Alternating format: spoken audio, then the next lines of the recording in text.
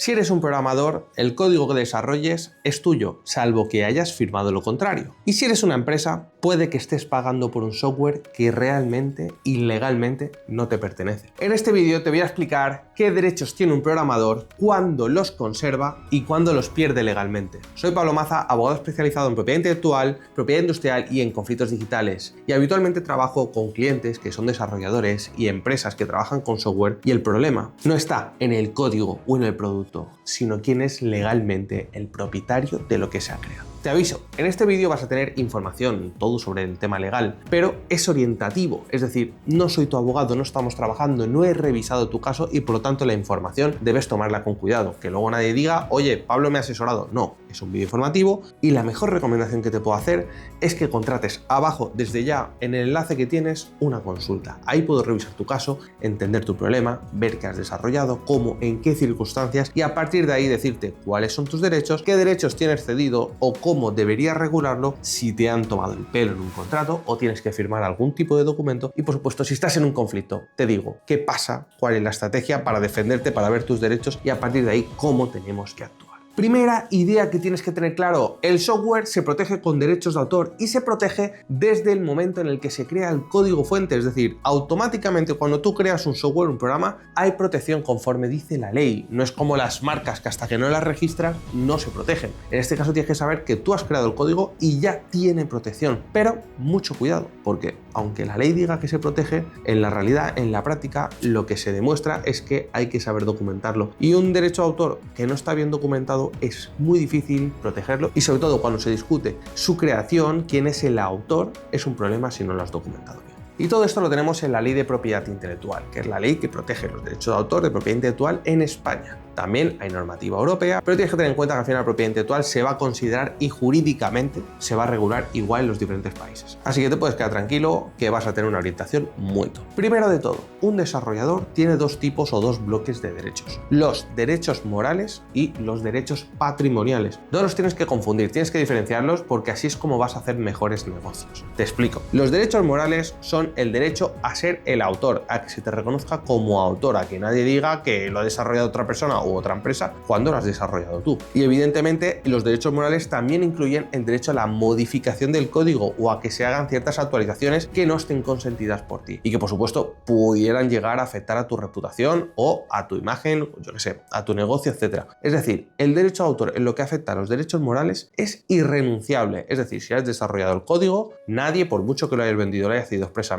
nadie puede ocultar ni decir lo contrario. Eres el autor y punto. Y el segundo bloque, y es más importante, son los derechos patrimoniales, que son los derechos a reproducir el código, a distribuirlo, a comunicarlo y a transformarlo, es decir, a hacer modificaciones y actualizaciones. Y estos segundos derechos son los que te permiten licenciar, vender el software o hacer cualquier explotación económica. Y el gran problema surge cuando el desarrollador crea el software para la empresa. Aquí el problema está en quién es el titular de lo que se ha creado. ¿Qué ocurre cuando un desarrollador desarrolla un software para una empresa? En este caso, si la empresa ha pagado como al empleado, por ejemplo, si el desarrollador es empleado, está en la tiene nómina, está dentro de la plantilla de trabajadores de la empresa y entre sus funciones está desarrollar, es decir, te contrata como programador y pone que tú tienes que desarrollar software o hacer actualizaciones o generar plugins, lo que quieras, APIs, lo que quieras, pero tienes que generar código. Si eres desarrollador, lo que tú desarrolles en tus funciones laborales y con los dispositivos, con la estructura, con los medios, los recursos de la empresa, eso le va a pertenecer a la empresa.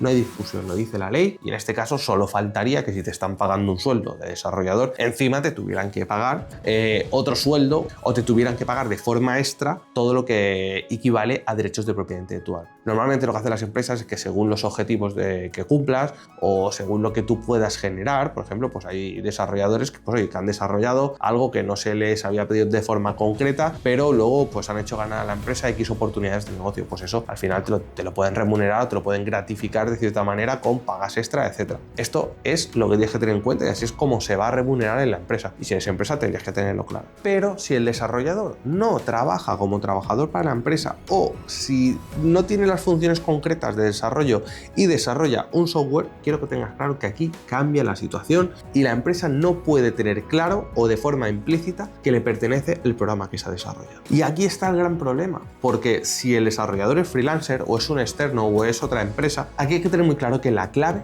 va a estar en lo que se ha firmado. Se han cedido los derechos o en el momento que se contrataba, en el presupuesto, en el proyecto, en la documentación, estaba expresamente dicho que se iban a ceder todos los derechos de lo que se iba a desarrollar. ¿Por qué? Porque la ley nos permite negociar, pactar los derechos económicos, los morales, el autor y luego todo lo que tiene que ver con la reputación de la obra y del autor. Te he dicho que son irrenunciables, pero cuidado, todo lo que tiene que ver con la explotación, la reproducción, las modificaciones, etcétera, todo eso se tiene que pactar. Entonces, si el autor es inteligente, si el desarrollador es inteligente, va a intentar retener esos derechos, o la empresa que te lo desarrolla, y el cliente o la empresa que contrata el desarrollo, si es inteligente también, va a intentar llevarse esos derechos. Que bueno, ahí va a estar implícito en el precio que se paga. Va a haber un precio, sí, no se ceden exclusivamente los derechos y la empresa retiene o el desarrollador los retiene, o si se dan, o al menos debería estar planteándose así, ¿vale? ¿Qué pasa en la realidad, en la práctica? Porque no siempre todo el mundo está informado. De hecho, si estuviera todo el mundo informado, pues habría abogados generalistas que saben de propiedad intelectual, pero como no todo el mundo sabe, pues al final siempre hay una parte de la negociación que es la parte fuerte y otra la parte débil. Entonces siempre hay uno que tiene pues o ese asesoramiento o ha sido listo y se ha ido a contratar a un abogado, pues por ejemplo yo, ¿vale? Por ejemplo, de hecho te aviso, en la descripción tienes un enlace para contratar una consulta si quieres que te asesore, y evidentemente con esa información adicional que tiene, pues tiene ventajas a la hora de negociar y tomar decisiones o intentar proponer un contrato con unas cláusulas que le benefician a uno y no benefician al otro. Y aquí hay un error claro, que es que sin una cesión que quede clara, muchas veces la empresa no tiene la garantía, no tiene la tranquilidad de que el software o el código que ha pagado le pertenezca. Es decir, has contratado a alguien para que te desarrolle un software, pero como no lo has dejado claro, no tienes la tranquilidad como empresa, como cliente, como el destinatario de ese software que se ha desarrollado, no tienes la tranquilidad ni la garantía de que te pertenezcan los derechos. Y luego esto es un problema. ¿Por qué? Uno, el desarrollador puede venir a reclamar o pedir más dinero por las modificaciones, por las actualizaciones, por hacer según qué trabajos o por cederte efectivamente esa propiedad. Eso por un lado. Y luego por otro lado, si tú tienes que vender, tienes que buscar inversores, socios o quieres de cualquier manera explotar el software, no tienes la tranquilidad de que si alguien te lo pide, tú tengas el 100% de los derechos. De esto a modo resumido, ¿vale? Pero es evidente, si he pagado por algo y no tengo claro que tengo los derechos, pues oye, no puedo disponer de ello, y cuidado con la inversión económica que estás haciendo en el marketing, en colocar el producto en el mercado, porque cuidado, si no tenemos tratado, es mejor que lo atemos antes de hacer nada. Y llegados a este punto, me preguntarás, o a lo mejor te estarás preguntando, vale Pablo, yo soy desarrollador. ¿Cuándo un desarrollador pierde sus derechos? ¿O cuándo yo estoy corriendo riesgo de perder mis derechos? En primer lugar, ¿cuándo estás corriendo este riesgo? Cuando firmas un contrato con una cesión muy amplia sin entenderlo. Es decir, estás firmando, no tienes ni idea de lo que firmas. En segundo lugar, cuando eres trabajador de una empresa. Es decir, estás trabajando por cuenta ajena, otro te paga un salario, una nómina, y en tus funciones pone que eres desarrollador, ahí automáticamente lo pierdes porque lo que tú desarrollas es para la empresa, pero si no lo pone, tal vez hay una ambigüedad, hay una laguna, y por no entender que hay esta laguna, tú estás cediendo gratuitamente lo que estás desarrollando. O a lo mejor lo estás desarrollando por tu cuenta, en casa, dedicándole tiempo, y esto lo podrías reclamar como un extra. Y puedes decir, oye, yo soy el titular y me tienes que pagar por esto, porque no está dentro de mis funciones. En tercer lugar, cuando en el desarrollo utilizas código que es código abierto, open source, que está divulgado, está en el dominio público y no puedes de alguna manera monopolizar, es decir, hay parte de tu desarrollo que está en el dominio público, por lo tanto no puedes garantizar que todo lo que has desarrollado sea exclusivo y luego lo vendas como tal. Mucho cuidado, porque hay gente que está generando códigos open source, luego se los vende a una empresa diciendo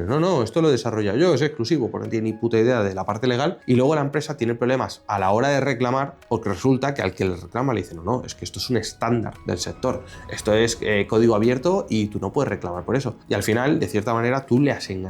Mucho cuidado, que esto no queda muy claro, y luego el programador desarrolla, se lo entrega al cliente, que el cliente no suele tener ni idea, también mal por el cliente que no audita, no revisa las cosas y da todo por bueno a la primera, pues ahí el cliente corre riesgos también de que le hayan colado un código abierto y le digan que no, ¿vale? Que es un código que es exclusivo y que han comprado la propiedad intelectual, o sea, la titularidad de ese código. Y en cuarto lugar, como desarrollador puedes estar perdiendo los derechos si no estás documentando el desarrollo, no estás documentando la titularidad y esa autoría que estás generando. firmando. En muchas ocasiones, pues la gente dice, no, yo soy el autor, pero no puedo demostrártelo, no tengo backups, no tengo, yo qué sé, código guardado, no tengo paquetes, no he ido documentando las mejoras, ni siquiera las comunicaciones, cuando se supone que con el cliente, aunque te estés reuniendo, y muchos me dicen, no, Pablo, yo es que me reunía, o lo hacíamos todo en videollamadas, tal, pues oye, hoy en día hay software suficiente, inteligencia artificial, como para generar transcripciones de las videollamadas, o como para guardar esas videollamadas y que quede un registro de las reuniones de desarrollo, que te vienen bien a ti y le vienen bien a la empresa, porque si luego hay un malentendido, vamos a ese momento, a esa reunión, y queda claro lo que se dijo, lo que no se dijo, y si el cliente te pidió una cosa o no te la pidió, o si tú prometiste que ibas a hacer esto y luego no lo has hecho. Entonces, genera esa documentación, guarda el proceso creativo, es muy importante. Si alguien te discute la propiedad, o de repente aparecen 3 programadores diciendo que eso es suyo, o de un equipo, no hemos participado todos, esto pasa mucho, ¿eh? O sea, a ver, te pongo un ejemplo al final de la experiencia y de los conflictos que resuelvo. Pasa mucho que de repente la empresa dice, no,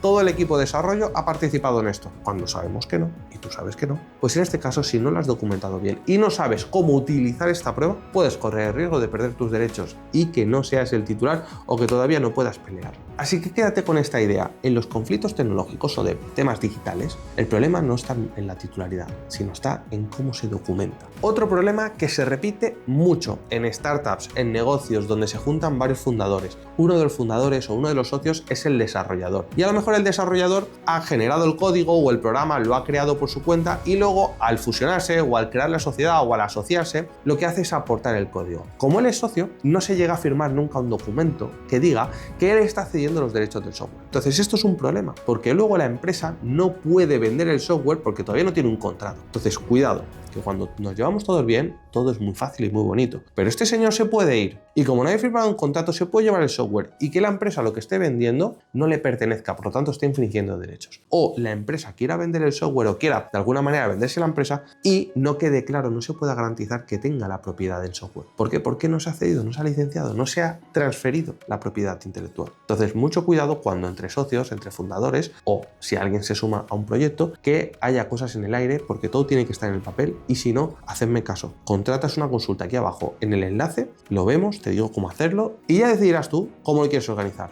Pero hazme caso, protege muy bien el proyecto y toda la documentación la quiero al día, que esté firmado y que no haya nada en el aire. Y llegados a este punto, quiero dejarte unas recomendaciones, ya seas un programador o ya seas un empleado o ya seas la empresa. Si me haces caso, estoy seguro de que te estoy ahorrando problemas y seguramente muchísimo dinero. O te lo estoy ahorrando o te lo estoy haciendo ganar. Imagínate si nos conociéramos, revisara tu caso y te pudiera asesorar como Dios. En primer lugar, si eres el desarrollador, define muy claro en el contrato con la empresa, con tu empresa si estás trabajando o con el cliente, todo sobre el desarrollo, sobre los derechos que se van a generar. Déjalo muy claro. En segundo lugar, si quieres conservar derechos, delimita muy bien la cesión de derechos. Y en tercer lugar, documenta muy bien, pero correctamente, las versiones que estás haciendo del programa y, por supuesto, la autoría. Estas 3 cosas, si las cumples, en serio, te estás haciendo a ti mismo una protección brutal. Y ahora vamos con la empresa. Si eres empresa, sí o sí, tienes que exigir que te cedan todos los derechos, de forma expresa y detallada. Tienes que incluir en el contrato qué pasa con las transformaciones, modificaciones, mejoras, actualizaciones que se hagan en el programa, en el software. Todo esto lo tienes que tener a tu lado, lo tienes que tener expresamente cedido para que no tengas ninguna limitación, para que la empresa que te ha desarrollado o el desarrollador no te obliguen a seguir trabajando con ellos. Tú tienes que tener libertad y eso tiene que ponerlo en un contrato. Y en tercer lugar, revisa el tema y la compatibilidad con licencias de open source. Que no te coloquen un código como propio, generado totalmente nuevo para ti cuando es open source. Y al revés, que no te vendan como open source algo que es un código de otro, que tengan cedido de forma exclusiva a otra empresa, porque al final vas a tener tu problema y vas a tener que estar reclamando a otro, pero al primero que van a ir a buscar es a ti, por estar vendiendo el software. Y tanto la empresa como el desarrollador quiero que tengáis claro que la propiedad de un software no se presume, se tiene que documentar y se tiene que establecer jurídicamente en contratos, en documentación y así lo dice la ley, ¿vale? Y si no, según la situación en la que nos encontremos, como el ejemplo que te he dicho cuando alguien es empleado o como el ejemplo de cuando alguien crea algo automáticamente ya va a ser el autor, quiero que tengas en cuenta de que la ley te dirá, oye, estas son las situaciones genéricas, pero en según qué situaciones se crean lagunas y hay lugar a discusión, que es lo que queremos evitar haciendo las cosas bien. Y por eso, si necesitas ayuda, estrategia, documentación, quiero que cuentes conmigo. Yo soy Pablo Maza, abogado especializado en propiedad intelectual y quiero que tengas muy clara una idea. Los softwares son el activo más importante de muchos negocios, pero más importante que el activo es tener claro quién es el autor y quién es el titular. El que tiene la titularidad tiene el control y este es el que hace negocios con total garantía.